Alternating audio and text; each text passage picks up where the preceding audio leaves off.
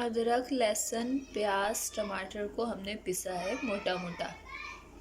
इसमें पिसे हुए जो मैंने ग्राइंडर में मैंने पिसा था वो मैंने डाला इसमें, और हल्दी मिर्ची अपनी मुताबिक मैंने डाला, और गरम मसाला से मैंने इसका तड़का लगाया।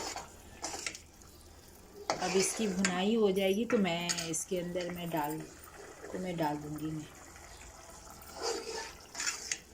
इसके भी सही से भुनाई में करूँ, जैसे तेल ऊपर हो जाएगी मैं साथ साथ ये दाल में डाल दूँगी। मैं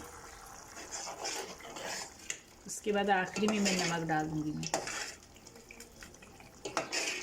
तेल ऊपर हो गई है, मैं अब इसमें डालने वाली हूँ। बिस्मिल्लाहिर्रहमानिर्रहीम।